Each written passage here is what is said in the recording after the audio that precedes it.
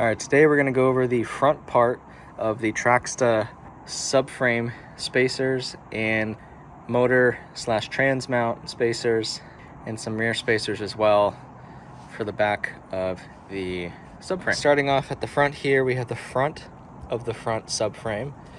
This reuses the rear 16mm bolts. This is a 16mm shank. I have to drill these holes out. For whatever reason, they aren't 16mm holes, right? But these are 16mm bolts. So I gotta drill those out to 16. And I'll probably respray with some rust inhibitor stuff. Moving on, these are the rear of the subframe spacers. So it's got that kind of U shape in it. These come with it. This is the passenger side. So this is up in the engine bay. This space is down the passenger side mount. It comes with 3 bolts, and I believe this is the one to use for the front stud. So there's a stud engine bay where we'll have to press that out and remove it to be able to put in this longer bolt here.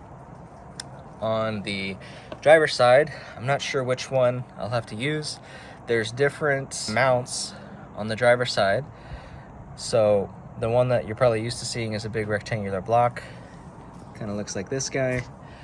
But since I have a hybrid, mine's a little different. And these are the spacers that are gonna work. It'll only be one of these. I'll see which one it is. It comes with 100mm long bolts. They're 10mm in diameter. So don't be worried if you see that these are 10mm and that these are drilled out to 14mm. I talked to Greg at Traxda and he said it's totally fine. So we're gonna move forward with that. And then back to the subframe. On the bottom, there's support brackets on either side. You'll have to space those support brackets down a little bit. And it uses these DOM spacers with accompanying bolts. So that's the general overview of the front. Okay, got these front spacers drilled out. Now that we got those drilled out, those bolts fit perfect. First thing you're going to want to do is remove any kind of skid plate or plastic shielding that you have from the front. Okay, on the passenger side, went ahead and removed this bolt here. This is on the front. Just removed it, be replacing it with this bolt. And then this spacer should wedge right up here. But I'm gonna have to remove this bracket here real quick.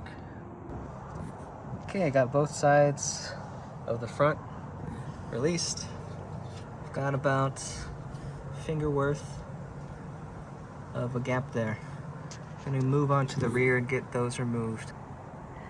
I do have a jack here. I don't think the subframe's gonna fall once I get the rear bolts removed, but supporting it at least while I'm doing this. Okay, I got those bolts removed, and the one plastic thing that looks like this, don't know what to call it. There's another one of those I just found. I think it's right here, and you can kind of see it sticks kind of like that. You just got to keep unscrewing it. I'm just impatient, but unscrew it, keep pulling down, and then it should pop off that stud. Okay, back on the driver's side. Pull this down a bit. Watch your eyes, there's a lot of dirt. These 2 bolts use 17mm. This one uses 19 again. Don't touch that guy. No touchy. Okay, I started with the 2 smaller bolts from the support bracket. Gonna move on to the big M19 one. Again, don't touch that one. Don't touch that one. Okay, got the 19mm bolts out and the support frame brackets. Okay, I have all the subframe bolts removed from everywhere. Didn't need the jack stands or the jacks under the subframe at all. It hangs. I believe it's still attached to the motor, so it's hanging off the motor. But we have to create space in between the frame and the subframe. It's still not quite enough of a gap right in here. So what I did is I jacked the frame up here. I'll try and get a clear shot. Bear with me. Trying to find it. Right there. Okay, so you see the space it created? And there's this kind of pole here that's gonna stay there. Don't jack the car up too high, because I don't know how long that pole is. I can't imagine it's that much longer. You don't want that to pop out of the hole. So next is getting this subframe spacer to fit right around that. And then we could loosely thread the bolts if I can get it to, and then go on our way. Okay, day 2 of this install. Little update here. I tried putting the front subframe spacers on first, but then it didn't allow me enough leverage on the rear part of the subframe spacer. So you can kind of see it. It's in there now. It's right there. But the takeaway here is to do the rears first. You might need a pry bar, so I got one of those. You pry this down. Those should slide in a lot easier to do the rear first. The one thing you might run into is the subframe might slip down far enough and then kind of scoot forward. Don't fear, I was freaking out for a second. But what you can do is, if you see this, got the ratchet strap hooked up to the center of the subframe. That's going all the way back, and it's hooked up to my hitch. So that's pulling it backwards, back, so that the, I can't point to it, but there's a peg, here, I'll demonstrate here. There's a peg that's pointing down that you want to get the bolt into. When the subframe slid forward, that peg was kind of sitting back here, so I couldn't thread the bolt up.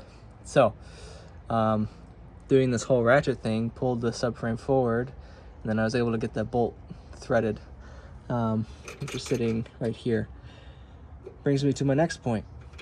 These bolts right here, they're like golden looking. They're too long. They're too long for the rear part of the subframe. So talking with riff.rav, good guy, he always helps me out with a lot of good tips. He said he just reused the OEM bolts, so I'm about to do the same thing. I'm gonna come over here. So this is the bolt that they supplied. I'll grab one of the OEM ones. So you can see it's a lot longer. Technically supposed to be accounting for that inch spacer. But for whatever reason, this kind of stops turning once you get far enough in. Yeah, doing the rears first is gonna make this a lot easier. So you got the spacer up there. This just twists on this ratchet strap. That's a lifesaver. Basically just pulls this subframe back, and then these pretty much screw right in. I'll come back to these. I'll undo it just a little bit. Another thing I did was I disconnected the sway bars. I don't know if this was necessary, but I was getting desperate. So you see the bushings are right there, and then it connects to the sway bar, and then that's all connected to the subframe. I don't know, it might be helping a little bit. You can see how much space it's dropped, but I don't know. I think after removing the fronts and starting on the rears, that's what helped get more leverage on the backside here. So don't know if this is necessary. All right, another quick recap. We've got the rear installed, rear subframe spacers. Those are in, bolts are loosely bolted. Got the one on the far side, spaced and bolted loosely. This side was a bit more challenging because it's basically everything is pushing this one up, because everything's pushed down. It wants to push this up. So I didn't have a lot of space. I tried using a pry bar as best I could. It kept slipping. Hit my knuckle pretty good last night. So what I thought of a mechanism here that pushes up against the frame using this jack, and then I have a tire mount, thick piece of metal just to fill in this gap here. And then what I did is I used a ratchet strap again and basically pulled it straight down. So the ratchet had to be on this side, and then it loops around here and then down to the bottom. So once this is all hooked up and pretty tight, I use this to jack this up, because this is the frame and we got to pull that off of the subframe. All 4 subframe spacers are now in. I'll get all these tightened down, and then I'll go back and put the support frame brackets back on finally, and then we're going to get up into the engine bay. This should be a much easier step here. We're just going to briefly remove this, make sure you go get the support frame bracket, and you're going to get these spacers installed right here and right here. I painted mine with some Rust-Oleum, so they're black. I saw in other people's rigs these parts get a little rusty. Okay, got everything torqued back. The main bolt with the spacer I torqued to 140 foot-pounds on both sides. These smaller 2 spacers I did 100 foot-pounds. And then what I did here with the plastic shield to get this to fit again, so I cut the inside out. This just kind of hangs down now. The bolt doesn't hold anything. I could get a big washer to try and make it hold stuff. I'm just gonna leave it like that for now, because this is pretty snug just with that bolt holding it up in. And yeah, that's the passenger side. Moving on to the driver's side spacer and the passenger side spacer. I'm gonna start up here on the driver's side. You're going to remove this air box. This is really easy. Passenger side, these 3 bolts are going to need to come undone. Try and refocus here. This stud is what's going to need removed. There's a nut on the bottom side of it, so you have to wedge your hand in there. That's going to be fun to undo the nut on the bottom. So there's a clip here. I unclipped that, put it back there. There's a tab here. You press down on the inside tab, that'll release. Unclip 2 things here. Airbox should look like this. And if we unscrew this a little further, the screwdriver down. I'm gonna have to put the camera down, but then this will slide out of this tube. Okay, I got that slid out. This comes out. One thing to note, make sure you're supporting the motor. Okay, big tip there so the motor doesn't fall out. Next up, this whole thing should be able to come out pretty easy.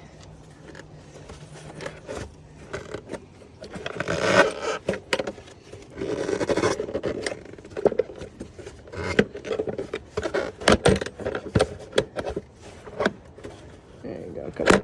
There you go. Easy peasy. Okay, I've been lucky so far. I got this plate that was covering these holes here. I got that removed, so that was kind of sitting down here like that. It has 3 10mm bolts. Look like that. They sit there. I've been lucky enough so far that I was able to use a wrench, a socket, fit this big old guy back there, and then you'll undo that back one. So 3 10mm bolts, those are all undone. Now I believe all I need to do is get these 4 out of the way. Haven't messed with this yet, I don't want to. Gonna try and remove these 4, and then this should start spacing down.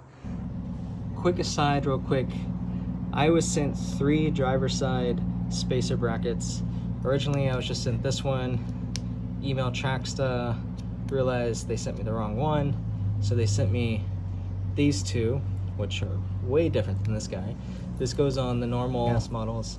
I'm not sure which one this goes to. It might be the Prime model, but the one that fits my hybrid XLE 2020 is this one. It's a little shorter than this guy, so this is the one we're going to be using. All right, sorry it's a little late, guys, but I was able to get all 4 of those bolts out It's a 14mm head, but I used a combination of a wrench, both offset, so it kind of looks like that, a ratcheting wrench, socket driver as well, powered. So combination of all three of those, got these 4 bolts out. There's just enough room to get tools down in here. Don't need to remove this ECU at all. So you'll see there's some space here, right? I can put my finger there. I'm gonna lower the jack a little bit until that spacer fits, and then start getting these longer bolts in. Okay, I just lowered the jack stand, and there's just enough space to get this bracket right up under there. Fits super nice, much easier than the subframe spacer so far. Next is just starting to get these loosely threaded. Okay, got all 4 bolts back on. That's a pretty easy process. Just used a 17mm socket. Nothing to it. Just kind of slowly go at each of them, little by little, and you should be good. One thing I forgot was the support bracket. We got to get that back installed. That supports the mount to the motor. One issue though I'm running into, that bolt isn't going to be long enough to touch the motor because the motor is now spaced down 1 inch, and the kit does not provide a spacer to go under this and a bolt that's longer to reach the motor. Now, one might say you don't necessarily need this support bracket. I'm not one of those people. So I'm gonna go find some hardware, see what thread these guys are, and get a inch longer one. If you can kind of see it there. So this is the one we need, longer, and then some sort of spacer to sit under that hole to keep it up, because it wants to kind of do that. Okay, did a thread checker here. So these bolts are M6x1, so we know that much. And it's sitting at 20mm. So if we've got a 1 inch spacer, that's roughly 25.4mm extra we need on this length. So 20, 30, 40, about 45. So we need an M6x1 by 45mm bolt. The other thing we're gonna have to look for is an inch tall spacer, and then probably no wider than this. So let's just say 10mm. So 10mm wide by 1 inch tall, and then 6mm inner diameter hole. And that should be perfect for getting that 3rd bolt set up on the support bracket. Okay, our hardware came in. Got the M6 flanged head by 45mm long bolts, and I got an 1 inch long spacer. I forget the inner diameters, but I'll have it in the description. Okay, I'm having a little trouble getting this placed properly because this plate needs to get sandwiched, the nut on this side, spacer on this side. So my idea is to poke it through paper towel like this. Should give me enough leverage to hold it like so it doesn't fall when I try to place it back there, and then just get it right on the hole, and then I should be able to rip this towel out, because right now I'm having such a hard time and I keep dropping it into the engine bay. So this is my semi-clever idea to just get one hand back there and then maybe start threading this bolt. Otherwise, this keeps happening to me. Okay, we got it threaded on. It's right there, center of the screen. The paper towel trick worked. Sorry it's dark, but kind of lift this up. Got it loosely threaded. You can see the spacer right there, and then the motor is under it, and that's sandwiched in between. So that's nice and elevated up. We'll get it tightened, and then these should align. Yep, right there. Sweet. Okay, got it all bolted down. Just 3 10mm bolts. Just make sure you get the air box back in. get the flow sensor back in, plug back in. So I'm going to bed. Later. Okay, good morning, friends. Back at it today. Next, we're gonna get this bracket off. Again, there's a nut on the bottom side of the stud, and then you got 3 bolts here, and the engine is supported again real quick by a floor jack, supporting right there. Okay, these are on pretty tight, so just watch your fingers. I'm gonna use a ratchet with an extension here, then this should be able to clear this area. All right, we got the 3 top ones loosened up. Stud here with the nut on the bottom side. It's a 14 millimeter. You can kind of unplug this thing here to get your hand a little deeper in there. Okay, got the 3 bolts removed and the stud.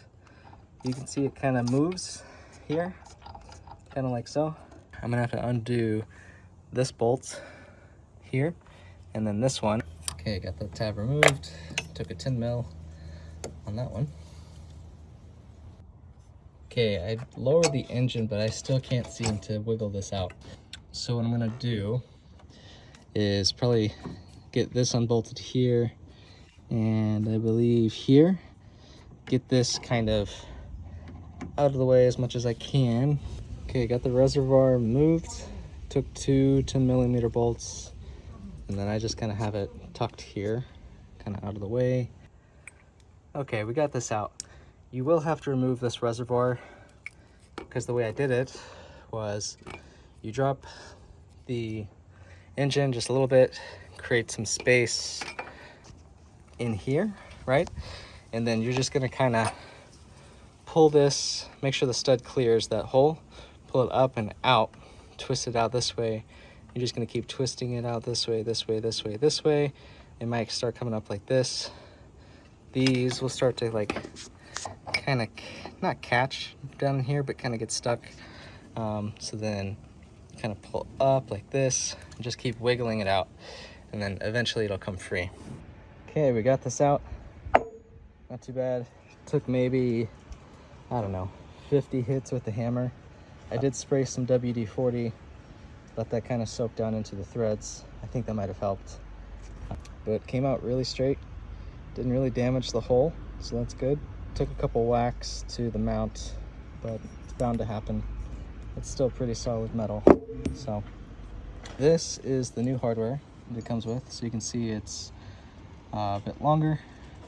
So that's gonna drop right down through that once we get this all back installed. So cool.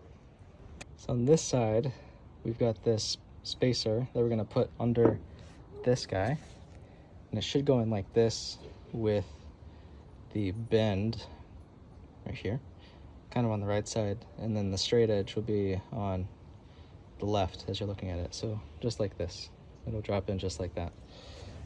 Okay, we got it back in.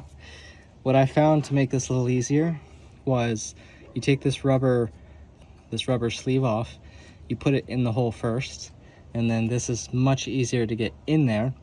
And then you're basically just gonna wiggle this piece and this piece kind of back and forth. You can kind of use some pliers here to pull some of the rubber sleeve back towards this way. All right, she's all bolted back. Got the 3 installed with the washers. This one uses the OEM nut on the bottom, so it came off the stud. You're gonna reuse that for this. Put a washer under that as well, came with it. Gonna get this reservoir hooked back up with the 10 millimeters, get this bolt back installed. Don't forget to put this guy on. Also, don't forget to plug this plug back in and reclip this.